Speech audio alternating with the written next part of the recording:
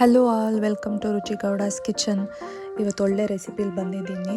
ತಲ್ಕಾಲ್ mutton sambar. ನಮ್ಮ ಹಳ್ಳಿ ಸೈಡಲ್ಲೇ ಜಾಸ್ತಿ ಮಾಡೋದು ಇದನ್ನು. ಮೂಳೆಗೆ ಶಕ್ತಿ ಅಂತ ಹೇಳಿಬಿಟ್ಟು ಜಾಸ್ತಿ ತರ್ತಾರೆ. ಇಲ್ಲಿ ನಾನು ಒಂದು ಅರ್ಧ kg ತಲ್ಕಾಲ್ ಮಟನ್ನ ತೊಗೊಂಡಿದ್ದೀನಿ. ಅದನ್ನು ಮೊದಲು ನಾವು ನೀರಲ್ಲಿ ಬೇಯಿಸ್ಕೊಬೇಕು.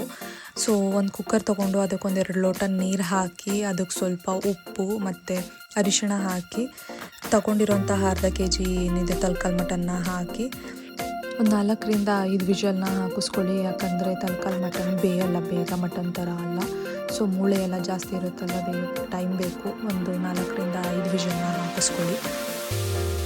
ಮಸಾಲ ಖಾರ ರುಬ್ಬೋಕ್ಕೆ ಜಾರ್ಗೆ ಇಲ್ಲಿ ನಾನು 1-2 ಇಂಚಷ್ಟು ಶುಂಠಿ, 2ರಿಂದ 3 ಈರುಳ್ಳಿ, 1-2 ಹಸಿರು ಮೆಣಸಿನ್ಕಾಯಿ ಮತ್ತು ಸಾಂಬಾರು ಸೊಪ್ಪು ಅಂದರೆ ಕೊತ್ತಂಬರಿ ಸೊಪ್ಪು ಏನಂತೀವಿ ಅದು, ಒಂದು ಟೊಮ್ಯಾಟೊ, ಸ್ವಲ್ಪ 1ರಿಂದ 2 ಬಿಡಿಸಿಟ್ಕೊಂಡಿರೋಂತಹ ಬೆಳ್ಳುಳ್ಳಿ ಏನಿದೆ ಅದನ್ನೆಲ್ಲ ಹಾಕಿ 1-2 ಪೀಸಷ್ಟು ಚಕ್ಕೆ, ಸ್ವಲ್ಪ ಅರಿಶಿಣ ಹಾಕಿ ಸಣ್ಣದಾಗಿ ರುಬ್ಕೊಳ್ಳಿ.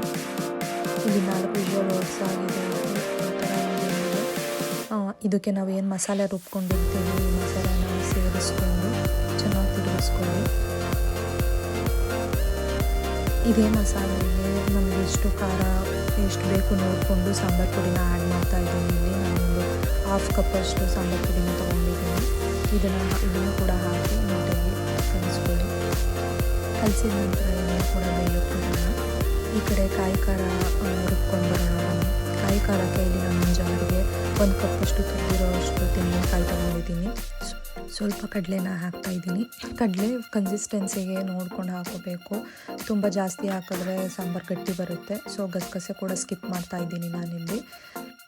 ಇದು ಕುದಿ ಬಂದಿದ್ದು ನೋಡಿ ಅದಕ್ಕೆ ನಾವು ರುಬ್ಕೊಂಡಿರೋಂತಹ ಕಾಯಿ ಖಾರ ಏನಿದೆ ಅದನ್ನು ಹಾಕಿ ನಮಗೆ ಸಾಂಬಾರು ಕನ್ಸಿಸ್ಟೆನ್ಸಿ ಯಾವ ರೀತಿ ಬೇಕು, ಗಟ್ಟಿ ಬೇಕಾ ತೆಳು ಬೇಕಾ ನೋಡಿಕೊಂಡು ನೀರನ್ನು ಅದಕ್ಕೆ ಸೇರಿಸ್ಕೊಳ್ಳಿ. ಇವಾಗ ಇದಕ್ಕೆ ಉಪ್ಪು ಮತ್ತು ಕೊತ್ತಂಬರಿ ಸೊಪ್ಪನ್ನು ಆ್ಯಡ್ ಮಾಡ್ತಾಯಿದ್ದೀನಿ. ಉಪ್ಪನ್ನು ಅಷ್ಟೇ ನೀವು ನೋಡಿಕೊಂಡು ಆ್ಯಡ್ ಮಾಡ್ಕೊಳ್ಳಿ. ಮುಂಚೆನೇ ನಾವು ಬೇಯಿಸೋಕೆ ಉಪ್ಪು ಹಾಕಿರ್ತೀವಿ.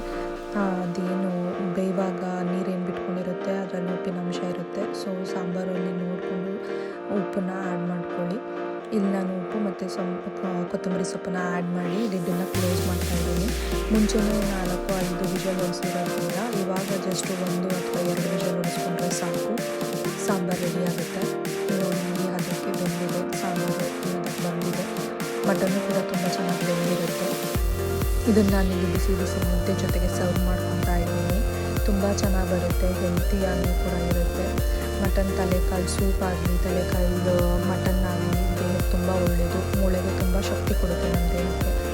ಪ್ಲಸ್ ಇಮ್ಯುನಿಟಿ ಕೂಡ ಬೂಸ್ಟ್ ಮಾಡುತ್ತೆ. ಬೋನು ಮತ್ತು ಜಾಯಿಂಟ್ ಹೆಲ್ತ್ಗೂ ಕೂಡ ಇದು ತುಂಬ ಒಳ್ಳೆಯದು.